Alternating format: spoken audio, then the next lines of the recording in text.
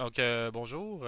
À ce soir, je vais vous faire un petit tutoriel sur comment setter les XB pour qu'ils puissent communiquer ensemble. Donc, première chose à faire, télécharger le logiciel XCTU sur le site de Digi.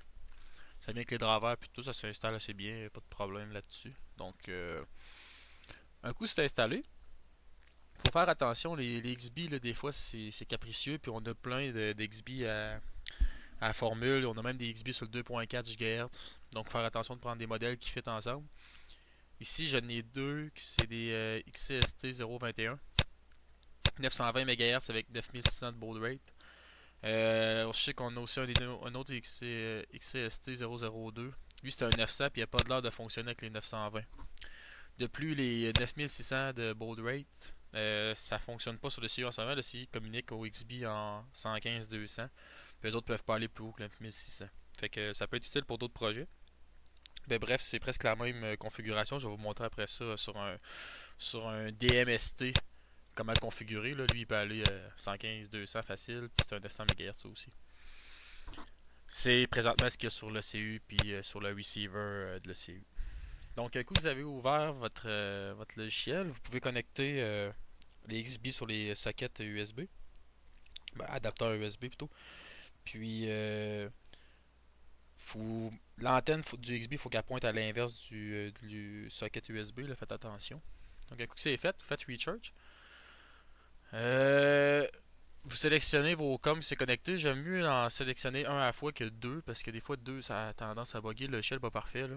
Fait qu'on sélecte comme trois. Moi je sais que c'est en Baudouin 9600, pas besoin de mettre les autres, c'est trop long à chercher sinon.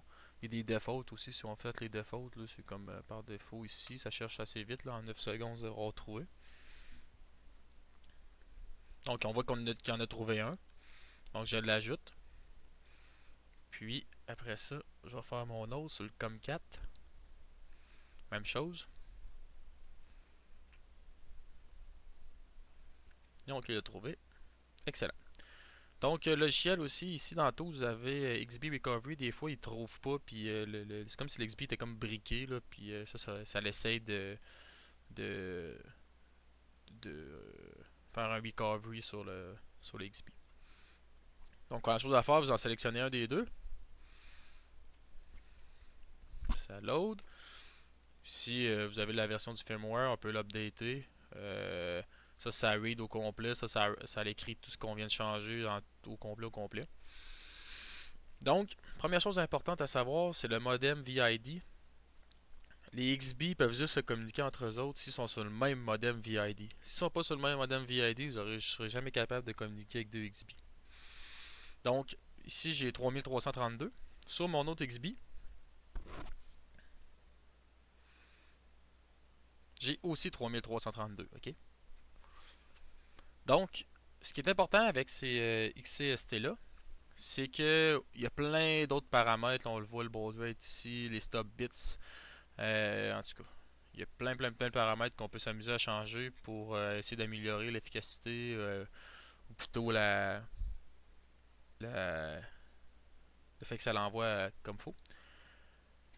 Euh, Ce qui est important par contre, c'est my et DT. My, c'est vraiment, comme il dit, c'est source adresse, c'est l'adresse de ce XB-là. Puis destination address, c'est la destination du XB auquel il va envoyer. Donc, soit que vous mettez une adresse d'un XB ou vous mettez FFFFF, comme ici. Puis ce que ça va faire si vous mettez les 4 ici, c'est que ça va broadcaster. Fait que toutes les XB qui écoutent sur celui-là, ils vont le capter. Fait qu'on peut en avoir 4 de connectés, puis un qui transmet aux 4. Mais si vous voulez juste faire du, euh, du single, fait que 1 à un, ben là ici, vous mettez une adresse quelconque. Moi j'ai décidé de mettre BBBB pour le test. Puis après ça, si vous le changez, on peut le faire. Là. Si je mettrais CCCC, là ici, après ça, je peux écrire directement juste cette partie-là. Donc celui-là, son adresse c'est CCCC, puis il envoie à AAAA. Donc, lui ici, bon, lui envoie à CCCCC, puis son adresse c'est AAA. Donc, essentiellement, ça devrait être correct. Après ça, un coup que notre setup est fait de base, on peut aller tester si nos XB communiquent bien ensemble. On a juste à cliquer sur l'icône console ici, Ok, là on ouvre le port, on fait la connexion avec celui-là, puis on fait la connexion avec l'autre. Après, ce qu'on peut faire, c'est se créer un paquet. Moi aussi, je vais juste dire que le paquet, bon, il envoie un ASCII formule. Fait que j'ajoute le paquet. Après ça, on peut soit on envoie juste un, ou soit on envoie une séquence. Donc, mettons, je vais starter la séquence. En bleu, c'est ce que j'envoie. Vous voyez, l'autre, il reçoit. Fait que là, on voit que la communication fonctionne bien. Je peux le faire aussi à l'inverse. Mettons, formule 2. Donc, je peux juste tirer un paquet. Et on voit qu'il l'a reçu. Donc, ça conclut que nos deux XB parlent ensemble. Ensuite de ça, il n'y a pas vraiment d'autres paramètres. Là. Je pourrais vous montrer que si on met FFFF, ça va quand même l'envoyer à l'autre. Puis si je mettrais, mettons, AB, l'autre, il ne recevrait rien. Donc ça, j'ai pas besoin d'aller plus loin que ça. Vous allez voir, vous allez pouvoir essayer par vous-même. Puis c'est ça pour les XCST. Si je mets un DMST pour vous montrer la différence, parce que c'est quand même un petit peu différent, puis ça vaut la peine de le savoir. Attendez un petit peu, je vais juste changer ça. Parce qu'éventuellement, probablement qu'on va juste racheter des DMST, là, vu qu'ils sont beaucoup plus rapides. Là. Puis essayer d'avoir juste le même modèle partout pour pas que justement là, on comprend pas pourquoi ça marche pas. Puis des fois c'est compliqué à configurer. Puis bon, on a des pertes de temps inutiles. Donc je vais chercher ça mon COM3. Puis je sais que c'est configuré en 115-200. Fait que je peux même enlever ici 9600, ça sert à rien.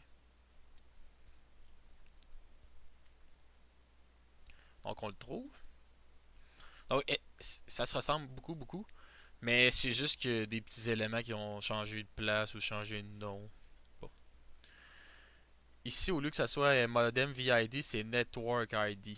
Ok, fait qu'il faut que tu sois sur le même Network ID. Vous avez aussi des petites informations des fois. Si vous cliquez, ça le dit ici, only modules with matching IDs can communicate with each other. Fait que, bon. C'est ça. Fait que là, il faut que ça soit sur le bon network avec les DMST sont sur le même. Puis pour le fait d'envoyer un DMST à un autre ou le broadcast, c'est différent un petit peu. Si on descend ici, dans les DMST, on a ce qu'on appelle le SH puis le SL. Ça, c'est un peu comme le MY de l'autre. Mais en R, ben, il y a comme deux valeurs. Puis avant, on avait juste ben, on avait un DT là, plutôt. Mais là, c'est DL, DH. Donc, attendez-moi une petite seconde. J'ai fait quelque chose. Ok. Donc, si on veut envoyer à un autre DMST, faut mettre le DH. La valeur qui va être dans DH, ça va être le SH de l'autre DMST. Puis, même chose pour DL, ça va être la valeur de SL euh, de l'autre XB. Malheureusement, je ne peux pas vous le montrer, je n'ai pas avec moi d'un autre DMST. Là. Puis, on peut faire aussi du broadcast.